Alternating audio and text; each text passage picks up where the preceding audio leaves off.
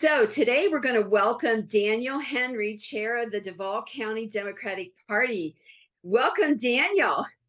Thank you, Keri. Happy to be here. Oh, and we are happy to congratulate you on your huge victory this past week. Can you tell us a little bit about how that came about? Yeah, for people that are not aware of Jacksonville, we just had a major mayoral election that was countywide. We were able to elect Mayor-elect Donna Deegan to the mayor's office. It'll be the first time we'll have a female mayor in Jacksonville's history. And it's the first time we'll have a Democratic mayor in Jacksonville for the past 8 years. So it's a huge accomplishment, and we're excited that Donna is the next mayor of Jacksonville. That's so exciting. Can you give me a little back? How did this come about? Can you talk to that a little bit? What did the county do? Tell us about the candidate. Is this her first time out of the gate? She jumped right in and won, or how did this come about? Yeah, great question. We had an open mayor's race. Donna filed to run a year in advance, and she really hit the pavement to try to get the support of the community to get across the finish line. She really positioned herself as that kind of unity candidate, and I think it was great for her to do that because it really brought together Democrats, MPAs, and some moderate Republicans to vote for her. But it wasn't her first race. She had run for Congress in the 2020 cycle in a pretty red district, but it really laid the foundation for running a campaign on her end and preparing herself for a really aggressive campaign cycle. So I'd like to, before we get too much farther along, there are 2 points that I'd like to chat about. Do you happen to remember the numbers when you say she was not successful when she ran for Congress? What were the final numbers? Do you remember? Not at the top of my head, but I think she was somewhere around 42, 43%. And it's a Republican district that's plus 12. Okay. So it was going to be a long shot, but for her, she really cared about the issues. She thought it was important for us to have a candidate on the ballot. And she really had the story to talk about healthcare and how we definitely needed to ensure that we invested in more opportunities for people not to go bankrupt if they get sick. She's a three-time Yeah, she's a three-time breast cancer survivor, and healthcare is one of those issues that's really dear to her heart. Well, that kind of leads into my next question. You said she was a unity candidate. So how do you frame yourself as a unity candidate in such adversarial times for during elections? How did she manage to do that? What was her messaging? I guess healthcare was her number one issue then. Would that be accurate? It was one of them. Infrastructure was definitely a main component of her campaign. Bringing transparency to government, that's been a huge issue here locally, that she wanted to be able to bring some sunlight and disinfectant to City Hall. And reducing violent crime. That's a huge issue that's happening here in Jacksonville that she wanted to focus on prevention and intervention programs to try to stop it at the very root and just keeping everything local. She didn't nationalize the race. She didn't talk about issues that she thought wouldn't be able to bring people together. And she just hit that sweet spot consistently with the message that she did. And she had that discipline throughout the campaign. So she kept it local and kept it positive. Correct. She never ran a negative ad. All of her ads were positive. She made that commitment to the public and she stuck to it. And that was a huge contrast to her Republican opponent, who spent the entirety of the campaign in both of the rounds, the first round and the runoff, just being negative. And I think people were just sick of it. That's exciting. Do you have a breakdown at all of the turnout? Was it a Democratic victory? Was it just a voter victory? Can you talk to that for a minute? Yeah, of course. Democrats went into election day with a 4-point advantage. We had about 6,000 votes of an advantage. But like always, Republicans always come out on election day, and they wiped out that advantage pretty easily. So by the end of the night, 7,000 more Republicans voted compared to Democrats. But we had a sizable number of MPAs that voted as well. And because Donna was able to have that kind of unity message, and she presented herself as the unity ticket, she still was able, even with a Republican advantage, to win by 4 points. So her overall margin was over 9,000 votes. So that really paints the picture that she had huge crossover appeal with MPAs and with disaffected Republicans to vote for her. So, what was the county party role in all of this? What did you do to support not only Donna, but also the down ballot candidates? Yeah, for us, it was really important to make sure that we were running all of our candidates as a ticket. That was critical for us to be able to ensure that people didn't get lost in the malaise of these election cycles. So we ran all of our volunteer canvases together. All of our production and information that we're sending out to voters showed all of our candidates together. We sent out mailers for encouraging Democrats and MPAs to run as a ticket. We had billboards all across town during early voting to not only encouraging people to know that there was an election happening, but promoting your candidates as well. And we had a really aggressive digital campaign on social media pages to promote our candidates in kind of these digital ads and videos that really went well, that not only geared towards voting for them, but hopefully trying to get some younger voters, particularly like between 18 to 35, that we really needed to show up to vote. Okay. Did her numbers translate? Do you think that, because it sounds like she was already known quantity. We didn't talk about it here, but she had been a television anchor and then she ran a nonprofit. Is that accurate? That's right. That's right. She was Okay. a journalist for about 20 years. Oh, wow. Okay. In the Jacksonville area. That's right. She was In one of our Jacksonville. local anchors. Yeah. Okay. So do you feel that, did we see any coattails in city council or any of the other positions? Can we attribute any of that to her as the candidate? Or because you also didn't you flip a city council seat? We did. And I would actually say no. Joyce Morgan, who also won her race for property appraiser, was also a journalist as well. She was on another channel on Jacksonville for about 20 years as well. And she served on city council for 8 years. She had a reputation in her own brand, but they definitely ran as a ticket. So they helped each other in the race to get across the finish line. There was probably about a 2-point difference between the results. So Donna got 4 points of advantage. Joyce got about 2. But for our city council candidates, yes, I think there was a coattail effect. We were able to a new seat that was created through redistricting that allowed for us to take. Republicans really tried to attack one of our Democratic incumbents in a swing districts that they thought they were able to flip, but we were able to win that one by 6. A lot of the races that we had on the ballot were really a true tale of working together, and all of our candidates were focused on of campaigning as a team as opposed to their individual races. Okay, I think that's really important. Did you see, now I know that at the FDP they were calling for phone banking across the state and whatever. Do you think that additional investment in volunteer time and effort, can you attribute any of the last minute push to that? Hugely effective. I'm just eternally grateful for the outpouring of support that we saw from all across the state, of people that not only went on those phone banks, but helped us out on some of our text banks, who did text banks of their own. I think the Florida Democratic Women's Club did a weekend of action during their convention and sent over 100,000 text messages into Duval.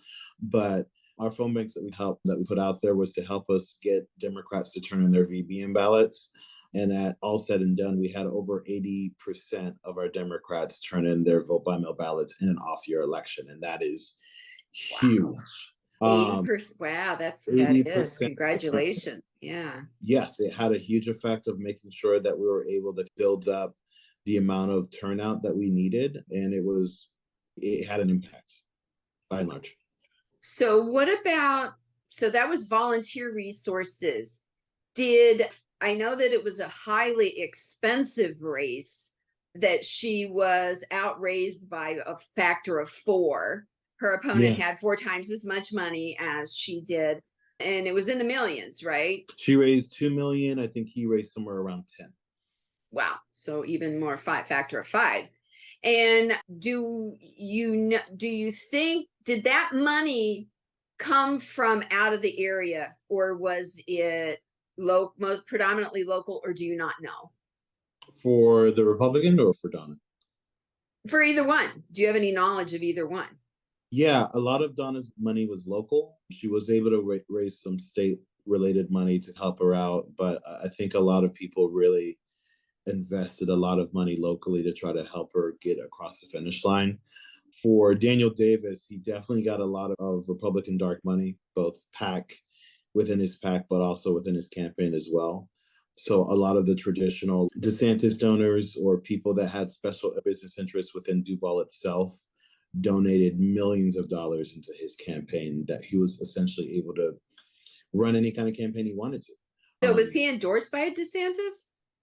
He was, but the way he did it was rather interesting. So there was a post that they put out there right after the first election. I think it was like in late March, where they posted with him locked with a handshake saying that he was endorsed by DeSantis, but DeSantis didn't really do anything throughout the campaign to directly help him, which we thought was really interesting. We were happy to see that regardless, because it didn't seem as if Team DeSantis was fully behind him outside of the endorsement, but he did get a lot of support from the Republican establishment.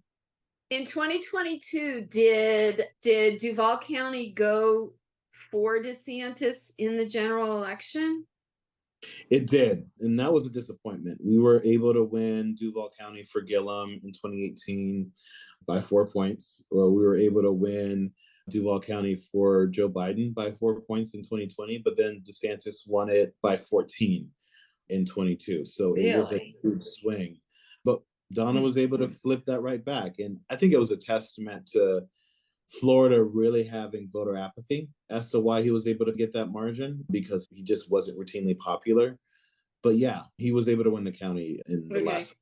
So taking the lessons from this election, we want to take some time to bask in the afterglow here, but we want to also take some lessons. What lessons are we going to take going forward into 24? What do you think would be helpful for other red counties like Lee County here? What lessons would you like to share with us, do you think are important? Candidate quality is important. Coordination is also important as well. And message discipline is critical. I would say that if it was any other cycle, I think this race would have been much more difficult than it was. Not to say that it wasn't difficult, it was extremely difficult. But if I were running a candidate in a red county or a purple county, I think it's important to make sure that they focus on local issues.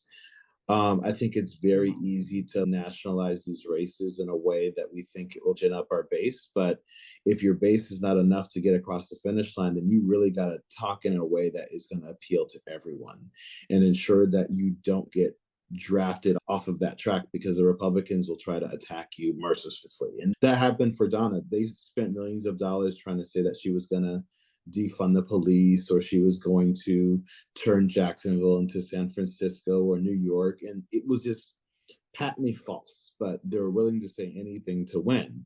But when you have a candidate that is disciplined in the message that they're giving, and also someone who is well known, that's the second part, finding people that are community leaders that have their own brands. She's already defined herself rather than having them define her. Exactly. And that's not to say new candidates aren't bad. But when you have a top of the ticket candidate like in these types of races, especially on a countywide level, then I think it's important for you to have people that have established brands that the Republicans can't redefine in a different image. Did Donna elect Deegan? Did Mayor-elect Deegan come to you or to the party, or did she make this decision that was she asked to run, or did she come and say she was running? How did that come about? I guess it's better to say she was called to run. After she lost her congressional race, a lot of people started to come to her with the prospect of running for mayor. I don't think she was open to it at first. I know she still wanted to be of service, but she really had a really strong base of supporters when she ran for Congress, because they really gave them hope. And with the mayor's office being open, and there wasn't really much of a bench available for people to be able to say that they wanted to run for this seat, she seemed like the natural choice for a lot of people, especially with her congressional race, to run for this position. And she made that decision for herself to do it. So I think it was a community effort that she was just drafted. Yeah, that's really encouraging because good for her for being willing to say, okay, the federal thing didn't work. Let's bring it home. Let's make it local. Let's do this because not every individual is willing to do that. There are a lot of people, they get stung by a loss and they say, that's it. I'm taking my ball and going home. Good, good for her. It's a sign of a true public servant who's willing to say, okay, so this didn't work. I still want to serve. I still think that I can have an impact. I can do this job and make a difference in my community. I'm going to try. Kudos, huge kudos to her for doing that. And is there anything else that you think that is important that Democrats, any sort of important message that you think Democrats should learn from this experience? Never get discouraged. I think we just mentioned it with DeSantis winning your county by 14 points in the midterm elections. I think it would have been easy to think that, okay, pack it up. We're a red county now. There's nothing much we can do. We don't have much hope to do it. They got it in the bag. There's not really a chance for us to really compete with that. Don't give up, and never underestimate the willingness of voters to make a change. I think that's critical. I think we underestimate people's ability to, if you present them with a viable, realistic option, just giving them the option can go a long way in effectuating that change. And the quality of the candidate that you have will go a long way of actually making it real for people. I think Donna is one of those once in a generation type of candidates for our county. And we're just lucky that she was able to put herself out there to run for office. So it just a little more detail, because forgive me if I get too wonky. I like to go into the details, but how much time did she actually spend out and among the voters? Did she knock on doors personally, or did she just have, go ahead. Granted, every good campaign has a team of people, and she had a intense canvassing team that her campaign manager made sure that they were going to win this campaign, not only with communication, but with field. But she literally went to every event. She hosted town halls. She drove herself wretched.